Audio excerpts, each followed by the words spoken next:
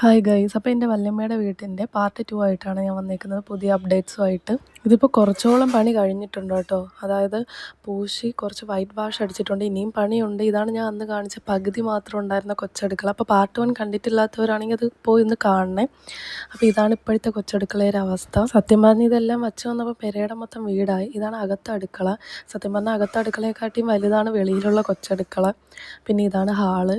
എല്ലാം ജസ്റ്റ് ഒന്ന് പൂശിയിട്ടുള്ളൂ, ഇനി പെയിൻ്റടിയും പണിയും കാര്യങ്ങളൊക്കെ വരാനിരിക്കുന്നേ ഉള്ളൂ. ഇതാണ് ഞാൻ അന്ന് കാണിച്ച റൂം.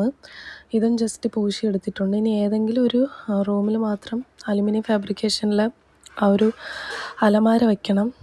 ഇങ്ങനെയാണ്.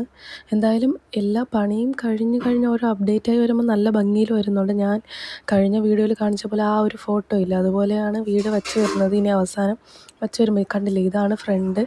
അന്നത്തെക്കാട്ടിയും കുറേ മാറിയിട്ടുണ്ട്. അപ്പോൾ അപ്ഡേറ്റ്സുകൾ ഞാൻ ഈ ചാനൽ വഴി അറിയുന്നതായിരിക്കും. എല്ലാവരും ഒന്ന് സബ്സ്ക്രൈബ് ചെയ്ത് വയ്ക്കുക. അപ്പോൾ അടുത്ത വീഡിയോ കാണുന്നവരേക്കും ബൈ.